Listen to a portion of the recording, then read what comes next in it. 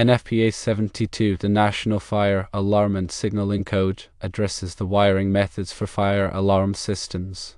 Section 12.10.5 specifically covers wiring methods, and subsection F focuses on the return path for class A wiring. This section stipulates that where class A wiring methods are employed, the conductors must return to the control panel via a path that is distinct and separate from the outgoing conductors. The requirement for a separate return path in class A wiring is crucial for enhancing the reliability and survivability of the fire alarm system. Class A wiring is designed to maintain circuit integrity even in the event of a single open or short circuit fault. The separate return path ensures that if one path is compromised, the signal can still reach the control panel through the alternative route.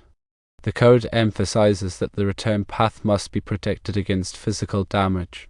This protection is essential to prevent the simultaneous failure of both the outgoing and return paths, which would defeat the purpose of class A wiring. Common methods of protecting the return path include using conduit, cable trays, or other suitable enclosures that shield the conductors from mechanical damage, fire, or other hazards. The intent is to minimize the risk of both the outgoing and return conductors being affected by the same event. Understanding the principles behind class A wiring requires knowledge of circuit supervision and fault tolerance.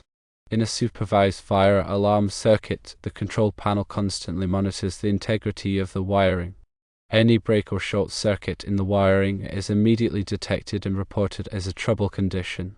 This allows for prompt identification and correction of wiring faults, ensuring that the system remains operational. Class A wiring builds upon this supervision by providing a redundant path for the signal. If a fault occurs on the outgoing path, the signal can automatically switch to the return path, maintaining continuous communication between the initiating devices, such as smoke detectors or pull stations, and the control panel.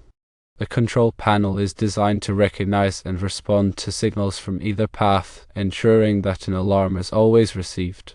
The choice between Class A and Class B wiring depends on the specific requirements of the application. Class B wiring is a simpler, non-redundant wiring configuration where the conductors do not return to the control panel. While Class B wiring is often more cost-effective, it is also more vulnerable to single-point failures. A break or short circuit in the wiring can disable a portion of the circuit, preventing the system from detecting alarms in that zone.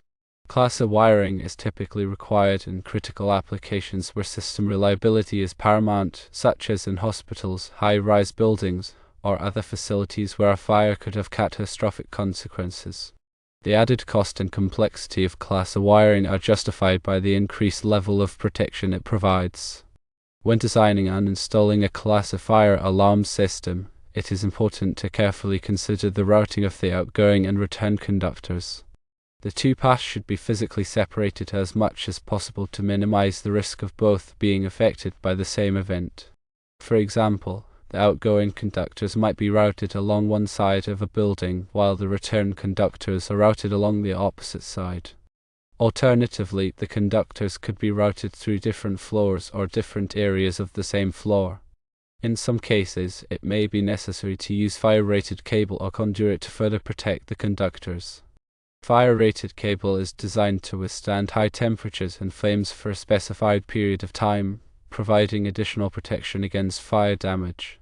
Fire-rated conduit is similar, providing a protective enclosure that can help to prevent the spread of fire and smoke. In addition to physical separation and fire-rated materials, it is also important to ensure that the conductors are properly supported and protected from mechanical damage.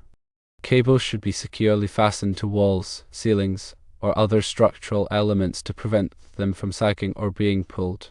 Conduit should be installed according to the manufacturer's instructions, and all joints and connections should be properly sealed to prevent moisture or other contaminants from entering. Regular inspection and testing of the fire alarm system are essential to ensure that it is functioning properly. The system should be tested at least annually, and more frequently in some cases, to verify that all devices are operating correctly and that the wiring is intact. Any deficiencies or problems should be promptly corrected to maintain the system's reliability. Testing should include simulating alarm conditions to verify that the control panel receives the signal from both the outgoing and return paths. This confirms that the redundant wiring is functioning as intended. The design and installation of fire alarm systems are governed by a number of codes and standards in addition to NFPA 72. These include the International Building Code, the International Fire Code, and local building codes. It is important to be familiar with all applicable codes and standards to ensure that the system meets the requirements of the jurisdiction. The codes and standards address a wide range of issues, including the types of devices that are required, the spacing of devices, the wiring methods, and the testing and maintenance requirements. Compliance with these codes and standards is essential to ensure the safety of building occupants and to protect property from fire damage. The use of Class A wiring is just one aspect of a comprehensive fire protection strategy. A complete fire protection system also includes fire detection devices, such as smoke detectors and heat detectors, fire suppression systems, such as sprinklers and fire extinguishers, and fire alarm systems, which provide notification to building occupants and the fire department. All of these components work together to provide a layered approach to fire protection. In summary, NFPA 72 Section 12.10(5) mandates a separate return path for conductors in Class A wiring methods for fire alarm systems. This requirement enhances system reliability and survivability by providing a redundant path for signals in case of a fault.